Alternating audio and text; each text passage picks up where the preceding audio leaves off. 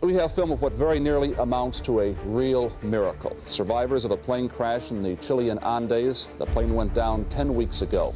The 45 people aboard were given up for dead. On the 13th of October, it's 1972, a Uruguayan Air Force plane commissioned for civilian flight crashed into the Andes. Among the 40 passengers were a 1st Division rugby team, accompanied by family and friends. In the fall of 1972, a routine flight turned into a terrifying fight for survival when Flight 571 crashed into the mountains of the Andes. A group of young rugby players faced such difficulties which made them face unimaginable choices for their survival. Before we get into the story, make sure to subscribe to this channel for more unremarkable plane crashes in history.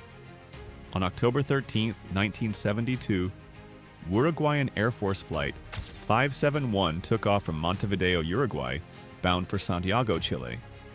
The aircraft, a Fairchild FH-227D, was carrying 45 passengers, including members of a rugby team, their friends and family. As the flight progressed, the pilots encountered worsening weather conditions, including heavy clouds and poor visibility. Despite their efforts to navigate through the challenging weather, the plane was forced to divert from its intended flight path. As they attempted to find a safe route, the aircraft flew into the Andes Mountains. The pilots miscalculated their altitude while trying to navigate through the mountains, and the plane ultimately crashed into a remote area of the Andes at an elevation of over 11,000 feet.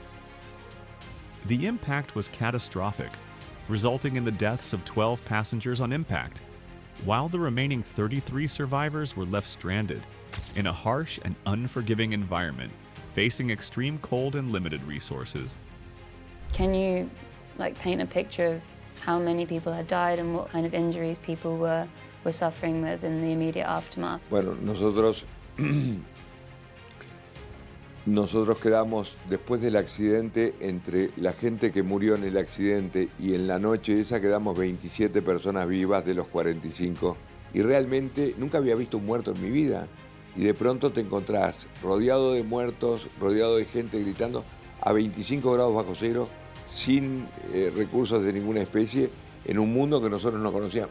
The survivors faced extreme cold, snow, and the constant threat of snowslides, all while grappling with the shock of their situation. With limited supplies, including only a few candy bars and bottles of wine, they quickly realized that survival would require more than just hope. As days turned into weeks, the grim reality of their situation began to sink in for the survivors of Flight 571. They faced not only the brutal cold and relentless snow, but also the haunting specter of starvation. With their initial food supplies quickly depleted, they were forced to confront an unimaginable choice. To stay alive, they would have to resort to cannibalism, consuming the bodies of their deceased friends. This decision weighed heavily on each individual, creating a profound moral dilemma that challenged their values and beliefs. The thought of using the remains of their companions was agonizing, yet the instinct to survive prevailed. They chose to honor their fallen friends by using their bodies as a means of survival, transforming their grief into a desperate act of necessity. It was so hard to eat the flesh of your friends, but very fast, very quick, you get used to it. And at last we just eat it like we were eating rice or chicken. It would become the most talked about thing about their survival in late 1972. In doing so, they forged a bond that transcended the tragedy, uniting them in a shared struggle for life. Throughout their harrowing ordeal, the survivors exhibited remarkable resourcefulness and solidarity. They worked together to create makeshift shelters from the wreckage, using whatever materials they could find to shield themselves from the biting cold. They rationed their limited food supplies, carefully dividing what little they had to ensure that everyone had a chance to survive. This cooperation fostered a sense of community among them, as they leaned on one another for emotional support and encouragement during the darkest moments. As the days passed, hope for rescue began to fade. The official search efforts were called off after 8 days, leaving the survivors to fend for themselves in the unforgiving wilderness. However, they refused to give up. After 72 days of unimaginable suffering, 2 of the survivors, Nando and Roberto Canessa, made the courageous decision to trek through the mountains in search of help. Their journey was perilous, but their determination was unwavering.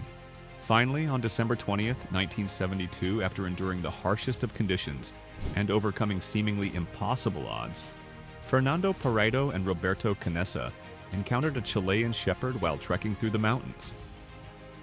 This chance meeting proved to be a turning point, as the shepherd quickly alerted authorities to the presence of the stranded survivors. When the news broke in 1972, the world couldn't believe it. Some were injured or suffering from exposure and had to be carried out on stretchers. Others walked right off the rescue choppers to smiles, hugs, and so many questions. The rescue operation that followed was a race against time, as helicopters and rescue teams were dispatched to the remote location where the remaining survivors had been clinging to life for over 2 months. When the rescuers arrived, they found the remaining survivors in a state of both relief and disbelief. The emotional reunion was overwhelming, as the survivors were finally freed from the grips of despair that had haunted them for so long.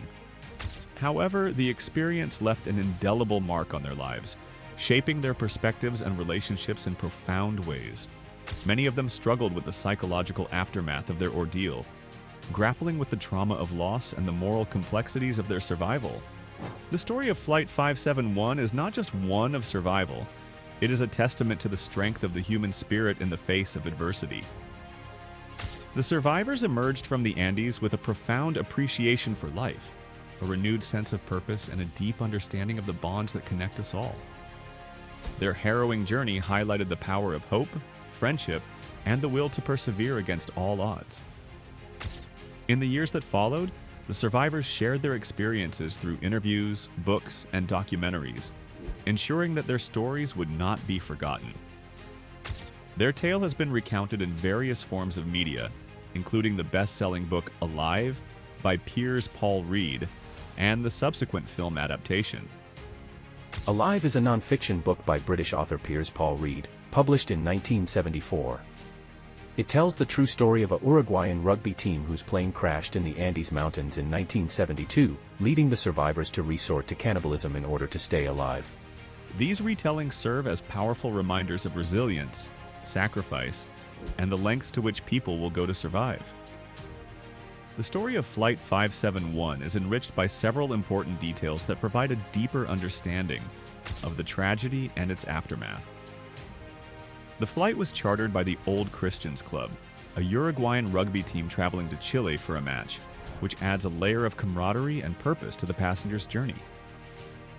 The backgrounds of the flight crew, including their qualifications and decisions during the flight, are also significant, as they can shed light on the circumstances that led to the crash.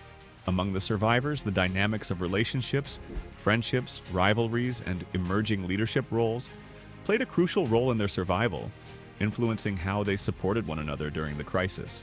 Beyond the harrowing act of cannibalism, the survivors employed various survival strategies, such as creating makeshift shelters, melting snow for drinking water, and carefully rationing their limited food supplies. The initial search and rescue efforts were extensive, involving multiple countries and agencies, and faced significant challenges due to harsh weather conditions and the rugged terrain of the Andes. The cultural impact of Flight 571 is profound, as the survivors became symbols of resilience. Survival fascinates people because they ask themselves, how would I react on a situation like this one? Would I find some special features in my character that would allow me to survive? Or I would collapse and die? And their story has sparked discussions about ethics and human behavior in extreme situations. In the years following their rescue, many survivors dealt with long-term psychological effects, participating in support groups and therapy to process their trauma. They have also engaged in memorials and tributes to honor those who lost their lives, demonstrating their commitment to remembering their friends. However, the portrayal of their story in the media, particularly in the book Alive and its film adaptation, has raised ethical questions about storytelling in survival situations, influencing public perception. Finally, the tragedy led to changes in aviation safety regulations, particularly regarding navigation in mountainous regions, highlighting the broader implications of the crash on aviation practices. Incorporating these elements provides a more comprehensive understanding of the Flight 571 tragedy and its lasting impact on the survivors and society.